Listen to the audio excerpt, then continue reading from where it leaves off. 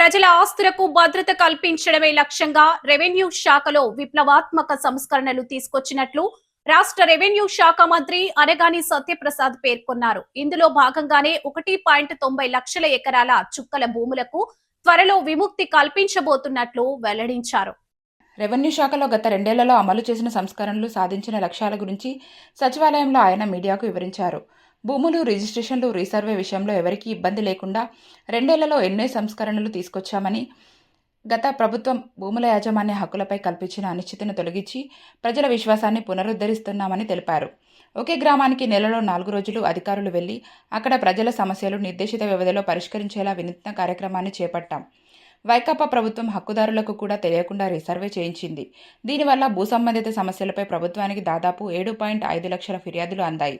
ప్రతి గ్రామంలో రీసర్వే చేసి భూ హక్కుదారుల నుంచి ఈ కేవైసీ తీసుకున్న తర్వాతే పట్టాదారు పాసు పుస్తకాన్ని అందిస్తున్నామన్నారు.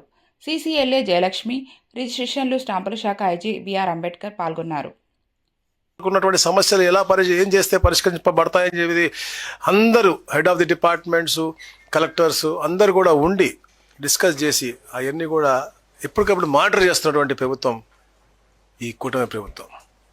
గౌరవ ముఖ్యమంత్రి చంద్రబాబు నాయుడు గారు, ఉప ముఖ్యమంత్రి పవన్ కళ్యాణ్ గారు ఎప్పటికప్పుడు ఇవన్నీ కూడా పర్యవేక్షించుకుంటూ ఇప్పుడు మన తరుణంలో ప్రతి వారం కూడా ఒక రోజున every month 4 visits to 1 village అని పెట్టేసి ఒక అద్భుతమైన కార్యక్రమం చేసుకుంటూ ఆ విలేజ్లో ఉన్న సమస్యలన్నీ కూడా ఆ టైం పీరియడ్లో ఐడెంటిఫై చేసి వాటిని పరిష్కరించే విధంగా, ఎందుకంటే మాట్లాడుతూ ఉంటే అవి పరిష్కారం ఆటోమేటిక్గా వస్తాయనే లక్ష్యంతో ఇలాంటి కార్యక్రమాలు కూడా చేస్తాను. It's like an arbitration also. But చేయగలిగినవన్నీ కూడా పాజిటివ్గా చేయాలని, గవర్నమెంట్ పరంగా అయ్యేవి ఏవైతే ఉన్నాయో అన్నీ కూడా తప్పకుండా చేయాలని చెప్పి లక్ష్యంతో ఈ కార్యక్రమం చేస్తూ ఉన్నారు.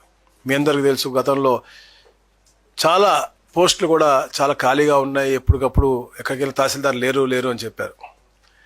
గౌరవ సిఎస్ గారు, సిసిఎల్ గారు చొరవతో 296 పోస్టులు ఏదైతే ఉన్నాయో తహసీల్దార్ పోస్టు పెండింగ్ ఉన్నాయో అన్నీ కూడా ఎఫ్ఏసీ లేకుండా డీటీఎల్కి ప్రమోషన్ ఇచ్చిన పరిస్థితి కూడా మనం చూస్తూ ఉన్నాం. అలాగే ముఖ్యంగా మీరు చూశారు, ఈజ్ ఆఫ్ డూయింగ్ బిజినెస్లో ఒక మంచి చేంజ్ రావాలి. అలాగే ఏదైతే సింగిల్ వుడ్ పద్ధతి మనం చెప్పాము గతంలో, అవన్నీ కూడా ఇంప్లిమెంట్ అవ్వాలి.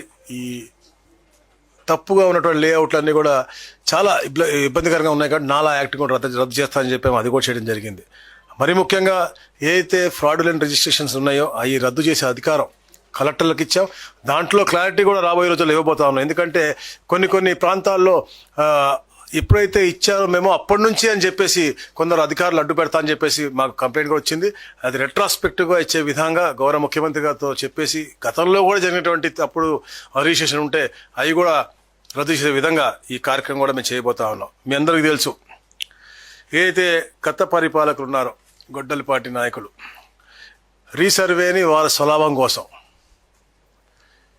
కేవలం వాళ్ళ అనువాయులకు ఉపయోగపడే విధంగా ఎంతైతే సమయం కేటాయించాలో రీసర్వేకి దాన్ని కుదించి గ్రీవెన్స్ కూడా తెలియకుండా, ప్లస్ అక్కడ ఎవరైతే హక్కుదారులు ఉన్నారో, ఎవరైతే ల్యాండ్ లార్డ్స్ ఉన్నారో వాళ్ళని కూడా పిలవకుండా చేసినటువంటి పరిస్థితి.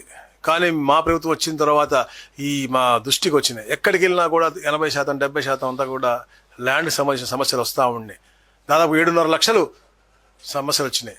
మేము గ్రామ సభలు పెట్టాం, అవన్నీ తెలుసుకున్నాం.